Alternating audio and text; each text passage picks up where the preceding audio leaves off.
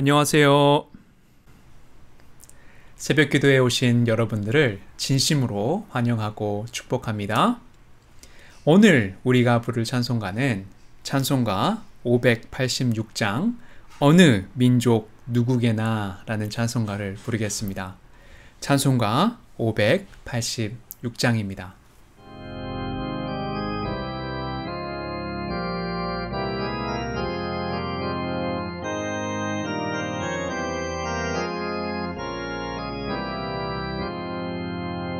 어느 민족 누구게나 결단할 때있나니 참과 거짓 싸울 때에 어느 편에 설 건가 주가 주신 새 목표가 우리 앞에 보이니 빛과 어둠 사이에서 선택하며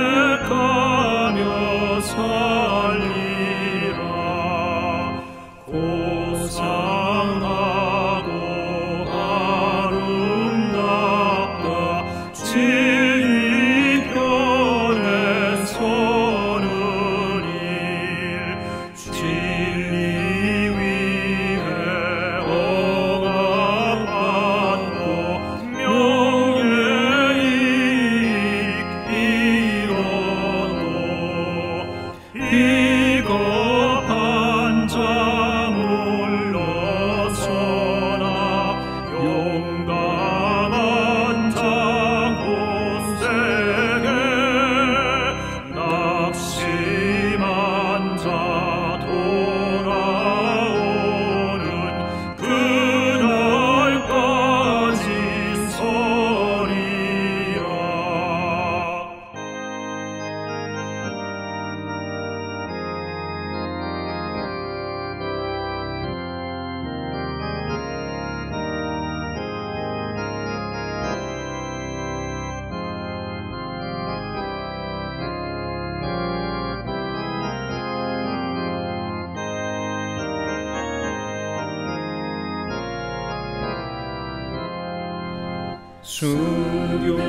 순교자의 빛을 따라 주의 뒤를 쫓아서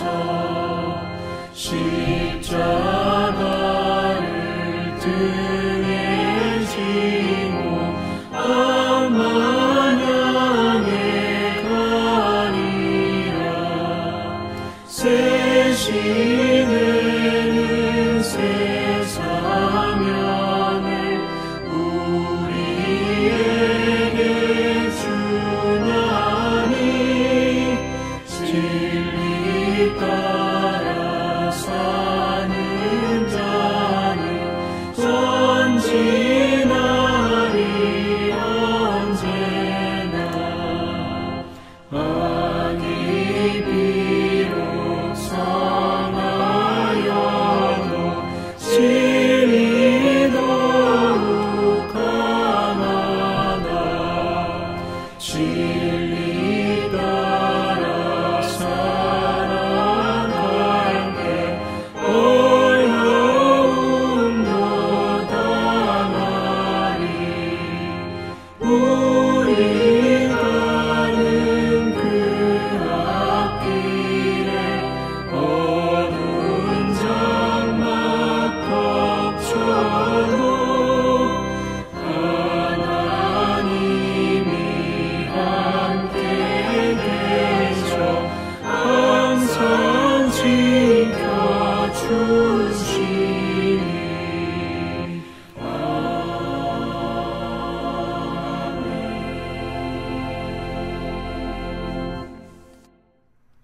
기도하겠습니다.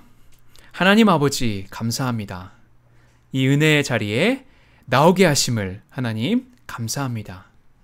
이 자리에 나올 수 있었던 것은 하나님의 전적인 은혜요. 하나님께서 우리를 지키셨기 때문입니다.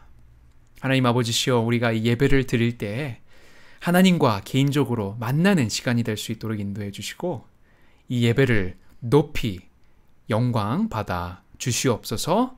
예수님의 이름으로 기도드렸사옵나이다. 아멘.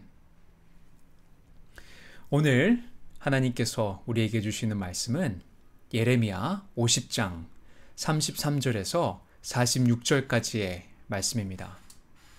예레미야 50장 33절에서 46절까지의 말씀입니다. 만군의 여호와께서 이와 같이 말씀하시니라. 이스라엘 자손과 유다 자손이 함께 학대를 받는도다. 그들을 사로잡은 자는 다 그들을 붙들고 놓아주지 아니하리라. 그들의 구원자는 강하니 그의 이름은 만군의 여호와라. 반드시 그들 때문에 싸우시리니 그 땅에 평안함을 주고 바벨론 주민은 불안하게 하리라. 여호와의 말씀이니라. 칼이 갈대아인의 위에와 바벨론 주민의 위에와 그 고관들과 지혜로운 자의 위에 떨어지리라. 칼이 자랑하는 자의 위에 떨어지리니 그들이 어리석게 될 것이며 칼이 용사의 위에 떨어지리니 그들이 놀랄 것이며 칼이 그들의 말들과 병거들과 그들 중에 있는 여러 민족의 위에 떨어지리니 그들이 여인들같이 될 것이며 칼이 보물 위에 떨어지리니 그것이 약탈되리라. 가뭄이 물 위에 내려 그것을 말리리니 이는 그 땅이 조각한 신상의 땅이요 그들은 무서운 것을 보고 실성하였음이니라. 그러므로 사망의 들짐승이 승냥이와 함께 거기에 살겠고 타조도 그 가운데에 살 것이요 영원히 주민이 없으며 대대에 살 자가 없으리라. 여호와의 말씀이니라. 하나님께서 소돔과 고모라와 그 이웃 성읍들을 뒤엎었었듯이 거기에 사는 사람이 없게 하며 그 가운데 머물러 사는 사람이 아무도 없게 하시리라.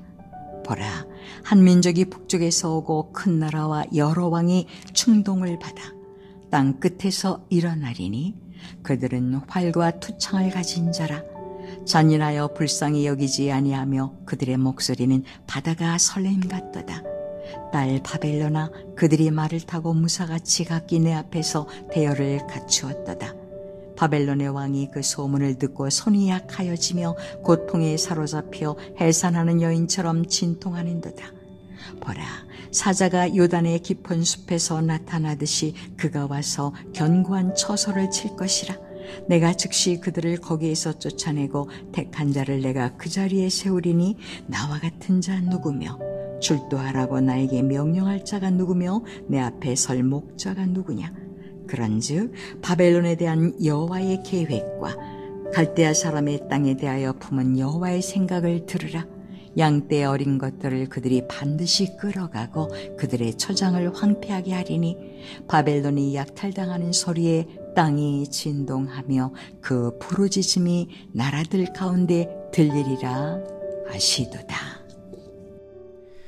어제도 우리가 말씀을 살펴보았다시피 많은 나라들을 떨게 했던 바벨론의 역사도 이젠 뒷전으로 밀려나게 되었습니다. 그토록 강한 군대와 병거를 자랑하며 많은 나라들을 점령했던 이 위대한 나라가 하나님의 심판의 때가 다 찬 것입니다. 그래서 오늘 본문의 말씀을 보니까 만군의 주님께서 바벨론 주민들에게 칼이 임하게 하시고 전쟁의 재앙이 곧 닥치게 될 것이라고 합니다. 바벨론을 치려고 한 민족이 북쪽에서 올라오고 또 큰 나라와 여러 왕이 땅끝에서 일어날 것이라고 합니다. 그래서 46절의 말씀을 보면 바벨론이 약탈당하는 소리에 땅이 진동하며 그 부르짖음이 나라들 가운데에 들리리라 하시도다 라고 하였습니다. 정말 무서운 하나님의 심판의 메시지입니다.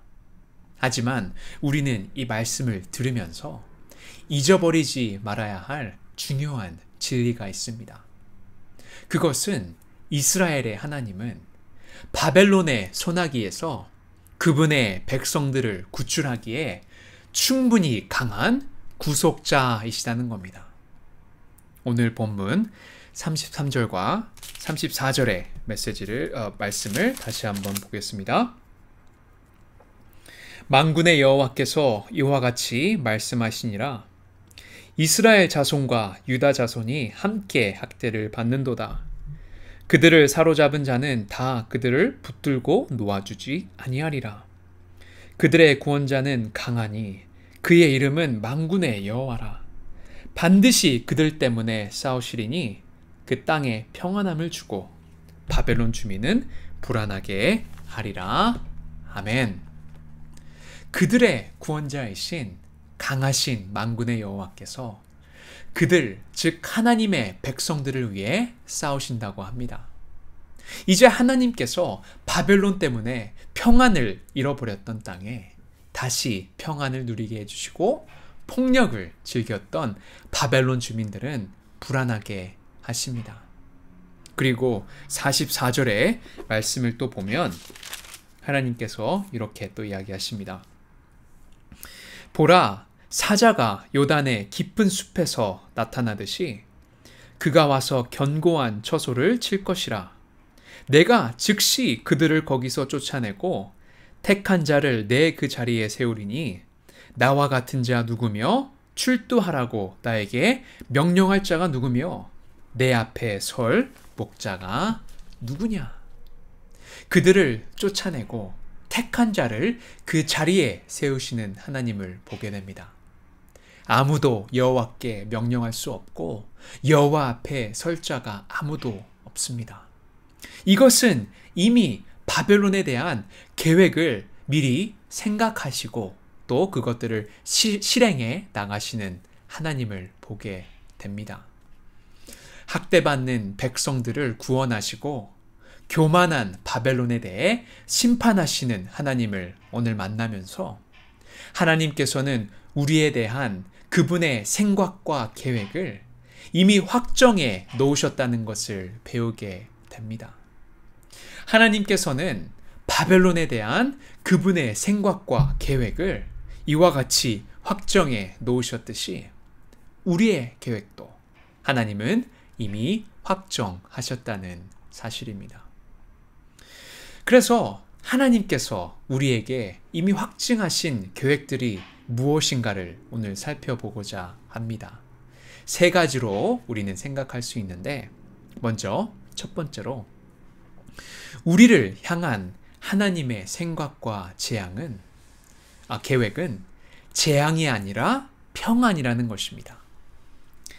34절에 있는 말씀을 다시 보면 그 땅에 평안함을 주고 바벨론 주민은 불안하게 하리라 라고 하셨습니다.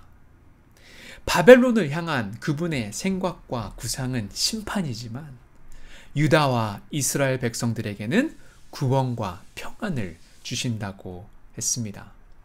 또 우리가 이 말씀을 생각해 보면서 또 묵상해야 할 아주 중요한 구절이 있는데 바로 예레미야 애가에서 나오는 3장 33절에 있는 말씀입니다. 제가 한번 읽어드리도록 하겠습니다. 주께서 인생으로 고생하게 하시며 근심하게 하심은 본심이 아니시로다. 제가 다시 한번 읽어드리겠습니다. 주께서 인생으로 고생하게 하시며 근심하게 하심은 본심이 아니시로다.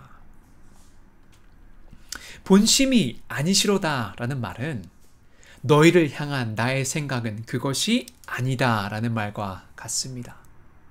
우리를 향한 하나님의 계획을 우리는 항상 오해하는 걸 하나님은 아시는 것 같습니다. 우리는 때론 이런 생각을 합니다. 하나님은 우리를 사랑하지 않아.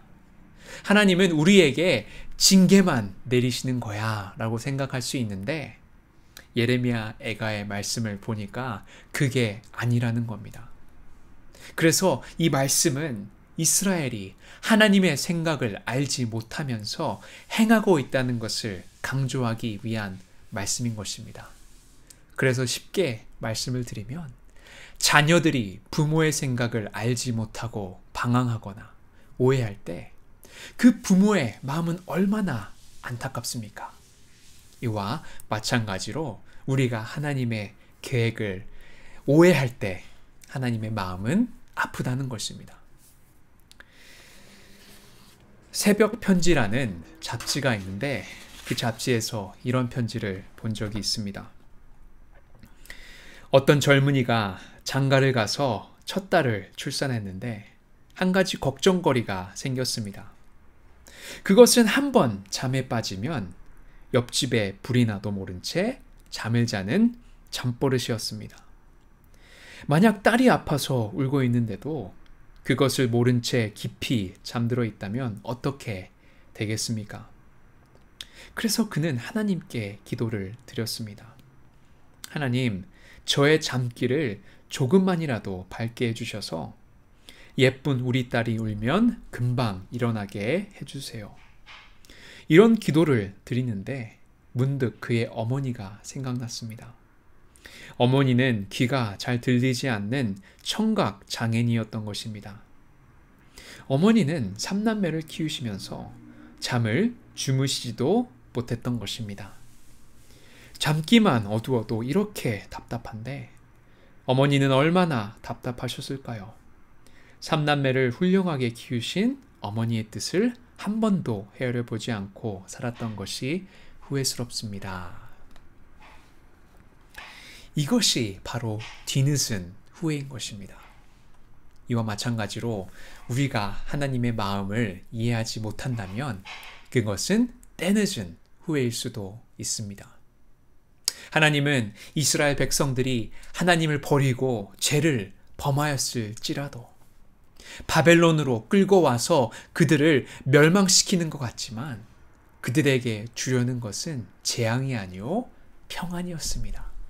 즉 그들을 다시 회복시키길 원하셨습니다. 수고하고 무거운 짐을 진 성도 여러분, 하나님을 오해하지 않으시길 바랍니다. 하나님은 여러분들을 정말로 사랑하십니다. 하나님은 여러분들을 그 가슴에 품고 평안을 주시길 원하십니다. 하나님은 여러분들에게 복을 주시기 위해 여러분들을 고민하게 하고 갈등하게 하고 때로는 잠을 이루지 못하게 하십니다. 여러분들을 향한 하나님의 생각은 재앙이 아니라 평안이라는 것을 꼭 기억하시기 바랍니다. 둘째로 우리를 향한 그분의 생각과 계획은 우리에게 미래와 희망을 주는 것입니다. 완전히 진멸해야 마땅할 만큼 잔인했던 이스라엘 백성들에게도 하나님은 긍휼을 베풀어 주시고 회복의 미래를 열어주셨습니다. 이와 마찬가지로 우리를 향한 하나님의 생각과 계획은 우리에게 긍휼을 베풀어 주시고 회복과 희망의 미래를 열어주신다는 겁니다. 우리가 예레미야서를 생각해 보면 가장 잘 생각나는 구절이 있는데 그것은 바로 예레미야 29장 11절의 말씀입니다. 여호와의 말씀이니라 너희를 향한 나의 생각을 내가 아나니 평안이요 재앙이 아니니라 너희에게 미래와 희망을 주는 것이니라. 하나님께서는 이 말씀에서도 이야기하시듯이 우리에게 평안을 주시고 우리에게 미래와 희망을 주신다고 합니다. 하나님은 현재 우리의 처지가 어떠하든지 하나님만이 아시는 하나님만의 생각과 계획을 가지고 있습니다. 하지만 그 계획 안에는 새로운 미래와 희망이 포함되어 있다는 것입니다. 그것을 우리는 어떻게 알 수 있을까요? 신약시대에 와서 우리는 로마서 5장 8절의 말씀을 보면 알 수 있습니다. 제가 제일 좋아하는 구절 중에 하나인데 이 말씀을 보니까 우리가 아직 죄인 되었을 때에 그리스도께서 우리를 위하여 죽으심으로 하나님께서 우리에 대한 자기의 사랑을 확증하셨느니라 라고 합니다. 우리는 우리의 죄와 허물로 거룩하신 하나님의 영원한 진노를 받고 멸망해야 마땅할 사람들이었습니다. 그러나 하나님은 그리스도 예수님을 통해 하나님을 그 예수 그리스도의 그 완성된 하나님의 계획을 통해 하나님은 우리에게 미래와 새로운 희망을 주셨습니다. 그렇기 때문에 사람의 새로운 미래와 희망은 오직 예수님을 믿음으로 제 사함을 받는 데 있고 하나님께 의롭다함을 얻는 자가 되는 것이 있습니다. 왜냐하면 우리는 죽고 거기서 끝나는 것이 아니기 때문입니다. 그래서 예수님이 다시 오실 때 예수님 안에서 부활과 영생을 얻고 하나님 나라를 얻는 데에 있습니다. 그것이 바로 우리의 미래요 희망인 것입니다. 그래서 오늘 예레미야서를 묵상하면서 하나님은 구약 시대의 하나님의 백성이던 신약 시대의 하나님의 백성이던 이런 미래와 희망을 주시기를 원한다는 것입니다. 오늘도 하나님은 여러분들의 미래를 또 밝게 하시고 희망을 주시는 분이라는 것을 꼭 기억하시기 바랍니다. 마지막으로 우리를 향한 하나님의 계획과 또 생각은 우리를 얻기 위해서 싸우신다고 성경 말씀은 우리에게 말하고 있습니다. 자기 백성을 위해 싸우는 하나님, 그리고 그 싸우시는 하나님을 보고 경험케 되는 하나님의 백성들을 봅니다. 우리가 아까 읽었던 34절 첫 부분에 보니까 그들의 구원자는 강하니 그의 이름은 만군의 여호와라 반드시 그들 때문에 싸우시리니 라고 합니다. 이스라엘 역사를 통해 우리는 볼 수 있지만 하나님은 분명히 싸우시는 하나님입니다. 많은 이신론자들은 이런 말을 합니다. 하나님은 창조만 해놓고 만물이 저절로 굴러가는 것을 그냥 방치하는 하나님이라고 생각하지만 오늘 이 말씀을 통해 적극적으로 만물과 역사 속에서 이 전 과정을 지켜보시며 심판하시며 싸우시는 하나님을 보게 됩니다. 비록 하나님은 우리 눈에 보이지 않지만 영적인 눈으로 보면 우리를 위해 싸우시는 하나님을 볼 수 있습니다. 왜냐하면 예수님을 통해 알 수 있습니다. 인류 역사상 가장 크고 결정적인 전투는 2000년 전 갈보리 언덕에서 있었습니다. 거기서 죄와 사망과 사탄의 세력은 결정적으로 영원히 패했습니다. 주님은 겟세마네 동산에서 기도를 통해 이 전쟁이 쉽지 않은 것을 알고 계셨습니다. 주님은 이런 기도를 했습니다. 주님이여, 내 아버지여, 이 잔을 내게서 지나가게 하옵소서라고까지 기도하셨습니다. 그럼 주님이 갈보리산 십자가에서 싸워야 할 대적이 누구였습니까? 주님이 갈보리산에서 직접 싸워야 할 대상은 늘 깡패처럼 몰려다니는 삼총사였습니다. 첫 번째는 바로 사망이었습니다. 사망의 성경적인 개념은 하나님과 분리된 것을 의미합니다. 우리가 하나님과 분리되면서 죽게 되는 것입니다. 그런데 이 사망은 자기 스스로 힘을 내지 못합니다. 꼭 같이 다니는 친구들이 있는데 그건 바로 죄와 율법이었습니다. 사망은 우리를 고통스럽게 쏘는데 그 쏘는 독침은 바로 죄였습니다. 그리고 그 죄가 어떻게 성립됩니까? 법이 있기 때문에 그 죄가 성립되는 겁니다. 십자가가 이 왼수 덩어리, 이 삼총사를 전멸시켜 버린 것입니다. 그래서 십자가를 통해서 사망이 생명으로 바뀌었습니다. 이 십자가를 통해서 죄가 의로 바뀌었습니다. 이 예수 그리스도의 싸움을 통해서 율법의 요구를 다 들어주셨습니다. 그래서 십자가는 율법에서 은혜의 십자가가 되었습니다. 그래서 예수님께서 십자가상에서 다 이루었다라고 외치셨을 땐 그것은 정복자의 외침이었습니다. 예수님은 그 싸움에 승리하신 정복자의 외침을 외친 것입니다. 예수님은 모든 적을 십자가를 통해 이기신 것입니다. 예수님은 십자가로 사탄을 이기시고 죄악을 이기시고 사망 권세를 이기시고 승리자가 되신 것입니다. 이 싸움을 싸우시고 이기신 예수님을 기억하시기 바랍니다. 그래서 우리가 십자가의 승리를 확신하면서 우리가 그 능력을 갖고 있고 그 능력을 믿으면 어떤 상황에 놓여있든 우리는 능히 감당할 줄 믿습니다. 그래서 요한일서 4장 4절에 보면 자녀들아 너희는 하나님께 속하였고 또 저희를 이기었나니 이는 너희 안에 계시니가 세상에 있는 이보다 크심이라 라고 하였습니다. 예수 그리스도는 전투에 능하신 분이시고 이 세상에 있는 것보다 더 크신 분입니다. 그분은 우리 구원의 대장이십니다.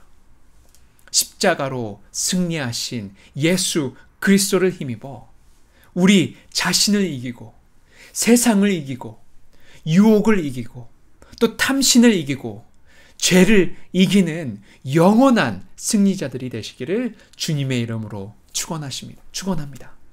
그리고 그 예수 그리스도의 그 승리하신 십자가를 바라보면서 오늘도 능히 이기시는 여러분들이 되시기를 주님의 이름으로 축원합니다. 기도하겠습니다. 하나님 아버지 감사합니다. 승리자이신 예수 그리스도를 우리는 말씀을 통해서 묵상하였습니다. 그것은 하나님의 계획 안에 있었던 것인 줄 믿습니다. 그래서 우리는 하나님의 계획 속에 우리를 회복시키시는 하나님을 보게 될 수 있습니다. 미래와 희망을 주는 분이시고 우리를 위해 싸우셨던 분인 줄 믿사오니 하나님이시여 어떤 어려움이 있던 능히 감당할 수 있는 우리 모두가 될 수 있도록 인도하여 주시옵소서. 예수님의 이름으로 기도를 싸움나이다. 아멘.